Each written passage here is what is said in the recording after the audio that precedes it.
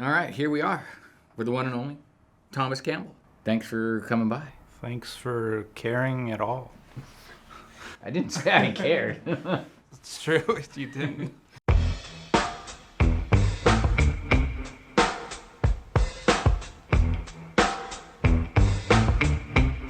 Let's start early. Where you grew up skating, like where you're from, where you grew up skating at. I grew up in Dana Point, which was a little rural beach community with not much there when my parents moved there. On my street, every girl, every boy was riding a skateboard. It was like during the craze in the 70s. And I lived on a pretty cool hill, and all the kids in the neighborhood would come to my street, and they'd all be like tandeming down the street. It was like full skateboard madness time. Oh, that's amazing. At the top of the hill was a 8-foot quarter pipe and a cul-de-sac, and at the bottom of the hill was a sick ditch. Really? And what year was that? Then, 75, 76, 77. Oh, wow. 78. Like that whole period. Full 70s vibes, you know, like... High shorts, little... Oh, OPs for sure. OPs. Dude. When did you get your first, real skateboard? This is a good one, actually. So, I got up early one Christmas morning and I went downstairs, and there was 2 Continental skateboards, one for my sister and one for me. Hers was black and had a kicktail, and mine was blue and didn't have a kicktail. And I had not one thought in my mind. I just switched the tags. I was like, my parents aren't going to remember.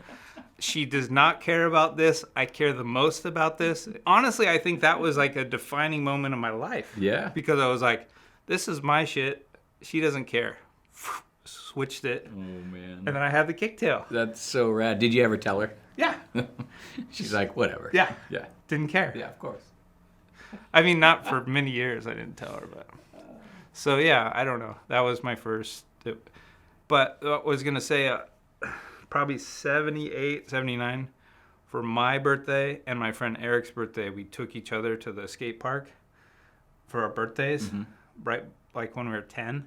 In one year, we went twice. It was Skateboard Odyssey, Mike Weed's park. Mike Weed. I saw Mike Weed skate. Get high on Mike Weed. In the sick Clover Bowl. There's an amazing, and I just remember going, and then there he was, you know. Then he was ripping it, and I remember all the songs they played because it was an indoor. Steely Dan, Cars, Van Halen. So good. God, it was, I mean, but all that too. Just think about that music, like back Supertramp, just all back to back. You're just, and me and my friend were in Best playlist. Way in the back bowl, like where the worst thing ever, snake run. Just trying to stay away from everyone. Yeah. There was kind of a cool scene, of people at my high school. Kai Lambert, he passed away recently, but he was on Veriflex early, and he's a really crazy good skateboarder, and like Chris White and the Vatican Brothers, and then Jason Jesse. We went to junior high together, and he was in our scene, and he just excelled like crazy. Yeah. I remember the day that I was like, "Do you think that Jason's better than Kai? That's impossible." And then Jason was like, "Cool." And then because of Jason, all these guys started coming with Jason to our areas to skate our ramps. Reese Simpson, Steve Clark, Tony Hawk, and Mark Gonzalez. That's amazing. And then we got to skate Del Mar and Upland, and go skate Ben or Alex Schroeder's ramp or Spidey's ramp. We started cruising around out there in the wasteland. Getting out of your comfort zone and exploring. Yeah. So this is the 80s, and is that when you started getting more into the visual stuff?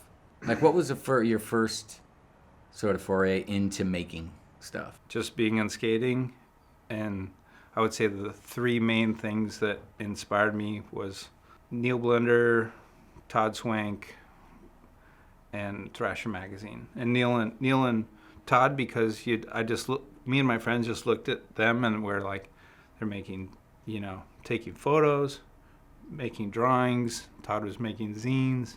We're just looks like, the skating really kind of good skaters, being creative in their approach. And we were just those guys look like they're having fun. We want to have fun. We didn't think at all about anything. Of course not. Like we're gonna like No. make anything from anything. We're just like, oh, cool. Let's draw fuck pictures. Oh, let's make a zine. You know. So, yeah, it was just natural. Like, I mean, I think about it. Kind of whatever skating gave me. Everything. You know, as far as being a creative person. So fuck. What if I played tennis? You know, it's like nothing. Yeah. You know, You would not be where you're at now. just be drinking Chardonnay. Yeah, because during that time in the 80s, it was, you know, the paint pen came along and that whole craze started happening, zines, and everyone was making zines, and that was old ways of communicating. Totally. You know, like what's going on in this scene, what's going on in that scene, and Because the magazines weren't really covering the scenes. They were kind of like hitting the high notes, which whatever. So the zines were really important. I mean, I met tons of people from like Johansson, Chris Johansson. We were sending each other zines when we were like 16. oh, that's so cool. And then I would get his zines and they were so fucked. And I would be like, wow. I was just like trying to draw. And then like, I remember I was like, oh, Anne Frank looks so sad. I'm going to like draw some Anne Frank portraits. I was just like, there's some emotion there. There's something. So I didn't even know how to draw. So I'm like, I sent one to Todd Swank and he like put it on the cover of a zine. And I was like, boom. I made it. Big time. I'm in the big leagues. You know, like, I was so stoked. It was called like Scrap or something in the name of a zine. I was like, pumped. Yeah. And I sucked. I was so bad. Like, I was like, couldn't even draw stick figures. Like, there's a lot of drive here and like. No talent yet? No. Yeah. Not very much, no. So, okay, so we're into the 80s. You're skating. What was your crew? Who were you cruising with? That group of people that I grew up with, and then there was like Mike Lorman was in that mix, and just a lot of good skaters. And there was a San Juan pool, which is like, it was funny because you could go up the street to my friend's house, the Bannister's house, and like you could look across the valley through the trees with their telescope, and you could see who was skating. Really? Yeah, and That's Alva was cool. right by there. And TA was always such a dick then. Yeah. He's much nicer person now. Yeah. But such a dick, it would be like, because Alva was right there, we'd be like, oh, TA's there. Let's watch MTV and eat some food. Oh, TA's gone. Let's go. And we'd drive over there. How funny. That's amazing. Yeah. That is so amazing. He was like, no, sorry, we're not going. No, yeah. I mean, and really like funny. I said, I think Tony's evolved as of course. He's a much happier dude. Yeah. Okay, like you're skating, you're probably making zines and goof around creating and making art. But when did you start taking photos? Because that's what you initially sort of found your way into the skate world, right? Via photography? No. So I was making zines. And whatever, I've always been kind of like a go-getter kind of person, like, and also, like, I wasn't that good at skating enough to where I was sponsored, really. I was kind of had a shop sponsor, but I figured, like, when I made my zines, I made little ads, you know, and I would start getting boards, and even I would, like, I was bad. I would say that I would say I was coming out with a new zine, and I would send them the ad, and I'd be like, send me the product, but I never put out the magazine, and then go on to the next issue. That's so good. So anyway, I had boards, but then I also got like Swank and Grant Britton to give me some pictures. They're seconds or thirds or whatever.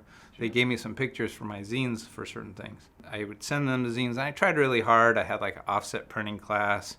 And I made the zines in offset printing. Like, no one in the class did anything.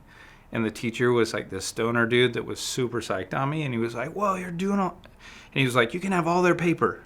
You can do whatever you want. And I was just like printing all these crazy zines. And they were good. I think they're pretty good. And I would send them to Transworld, to Todd and Grant. And then they asked me to work for them when I was 17. And I got like me and my friend Joe Lloyd got a little article, like like this ditch called the shit ditch that we skated. It was like, the article was like so small, and I just wrote it. I didn't take pictures. And then I was like, okay, I got my finger in the door, and then I just started trying. And so I was writing for 5 years. Before you picked up a camera? I shot some portraits and stuff, but two things. I started working when I was about 9. Yeah. My parents were pretty strict. I worked so I could have my own money, and they didn't give me anything since I was like 9 or 10. I was like living nomadically. I didn't have anything. So I didn't really have the money to get a camera set up. And then eventually, after all those years, I was able to get some money together. But the real thing is, the second thing is, I just really just wanted to skate all the time. I didn't want to stop and take a picture, even though I knew I should, because I was in the spot with all the people. But I just wanted to skate. Anyway, eventually I was like in Spain and like helping this guy with this magazine. He had all the equipment, and I was like, oh shit, okay, I can do this. And I called Spike. I called Spike Jones on the phone. I said, hey, Spike, how do I do it? He's like, okay. I wrote it down. F5.6, put this flash at 5.6, put that one at 8, do this, that, shoot it at 250 or whatever, da-da-da. I went out that day. I shot more or less professional pictures with the guy's setup. And the money I made from working for that guy in Madrid and Spain for a few weeks, I was able to buy a camera with. And then I had a camera. Okay, you just all of a sudden skipped to you're in Spain, so. Well,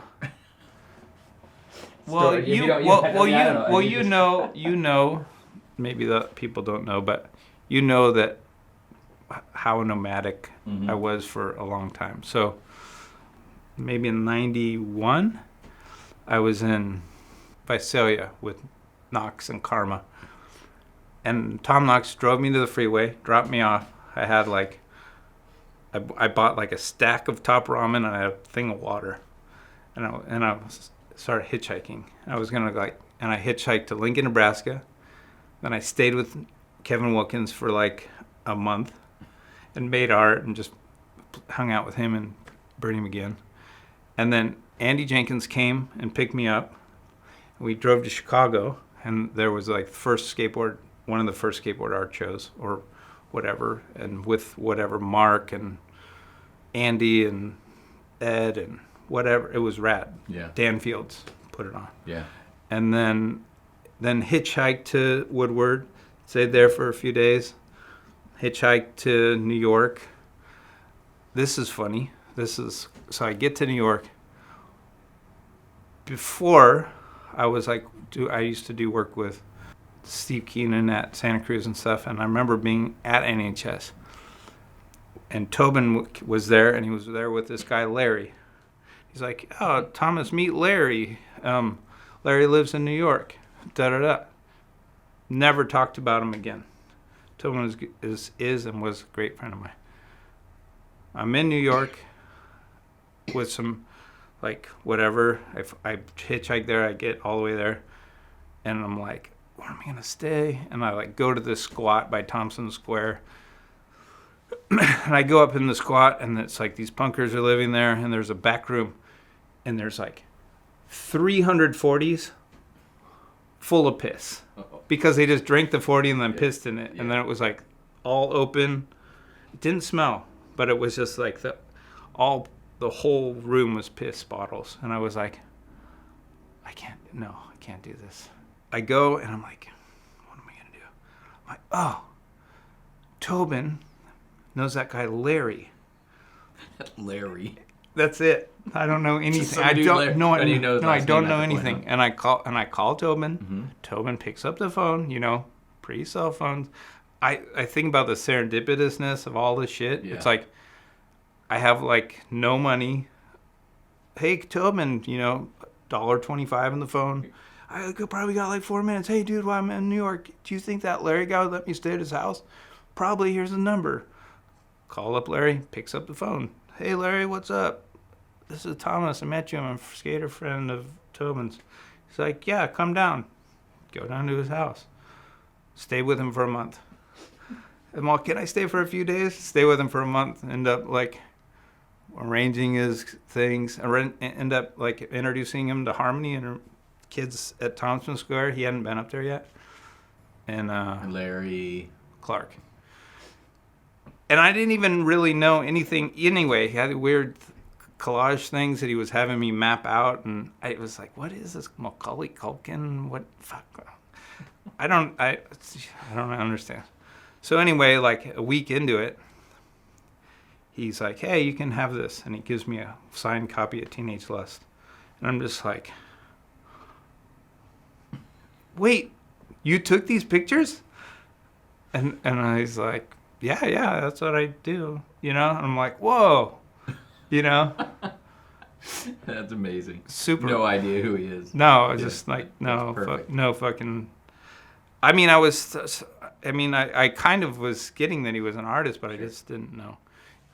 Dumb. I don't know. I didn't go to art school. No, it's perfect. And then I went to Europe, got a $60 plane ticket to Amsterdam, then went to England, then went on tour with Mark, Cardiel, Salman, Alan. Dude, that's a heavy squad. Karma, Ron Chapman, and Skin. I stayed with Skin for 2 months, did some drawings for some surf company, and then I went to Spain, started working with Skateboard Magazine there. I went to Morocco and Portugal, and then came back and like lived in a squat in Spain for like 6 months. So I was gone for like a year and a half on that one. So, okay, reel it back. So you're in New York, then you make your way over the pond, you get to Europe, you're hanging out. Is that when you had your like? Didn't you have your like first show in Morocco or something? Yeah. So when I was in Wales, like I said, I drew some pictures for a surf company, and I got 2 surfboards. And then I went over to Spain, and I was surfing. And then I also met Ferdy Elvira, and then he was friends with these guys that lived in a squat. And then I started playing music with them. But then I left. I went surfing in Portugal, and I went surfing in Morocco. On the way back, I stopped at a gallery in Rabat, the main city of Morocco, and I'd already been painting. I went to the mountains and painted. So I showed the guy the paintings, and he's like, he bought some. I had like $3, and the guy bought like $700 with paintings, which was like huge for me. Yeah. And he's like, we want to come back next year and have a show. It's like, yes. So then I got a show at Alleged right after that. So, and then I went back up to Spain, and I stayed in that squat. And when I stayed in that squat, Ferdy and I had a band called E330, which was like noise band, like drone, like Sonic Youth, Velvet Underground, Spaceman 3 type noise jams. Sure. And painted, and really I was just there because they had skate parks, and we didn't have those then. And there was like sick ones, right? It's just the funnest, you know. So, and I've always been kind of a wuss, so like smaller transitions I liked. And there was a lot of those. So then, okay, so you're in Europe. You have this experience where somebody actually purchases your art, which is incredible. Which was kind of happening. Okay. But on a very almost on a level, a lot of times I felt like people that felt maybe sorry for me. Or maybe they liked it, but they were like, we need to help this guy out because he's obviously trying to do this. So maybe a little of both. Yeah, maybe both. Maybe both. Instead of being on the street, they're like, Yeah. Oh, so I think that this is interesting. So when I came back, I went to my parents' house in Dana Point, and I went to Laguna to an art gallery. and I brought my paintings, and I was like, oh, there's this one art gallery I want to go show my paintings. I went in there, I showed him. The guy's like, oh, cool. I was like 22. He's like, yeah. If you keep at this, you'll probably be pretty good when you're like 35 or 40. And like, I was so mad. I was like, I like took everything I had, like not to like lash out at him. Yeah. Be like, fuck, you know. And I was just like, no. Rolled up my things and like got out of there. And the crazy thing is, in the reality, he was exactly right. Probably about 37, 38. Yeah. I was like, wow, Found your I stride. think I know how to do this now. Yeah. Like right on time, like right then, you know. It's like, That's funny. Okay, so you come back from Europe, and you're talking about having a show at Alleged. So this is, because this opens up a whole new chapter, right? Like meeting Aaron. Like, where did you meet Aaron? I don't know how it happened, but I think Aaron did a show in LA maybe, and maybe I was involved. I was in that, and then maybe I was just like, I knew that he was doing shows in New York, and maybe I can't remember if he asked me or I asked him to do the first one, and then that was 94. I had my first show at Alleged, and then I had another show in 95. And then I like fell in love with this girl in New York, and I just ended up moving there. And then I was there for 3 years. Should we take a slight break and open the door? Yeah, it's hot. It's hot. Yeah. Yeah, let's take a break.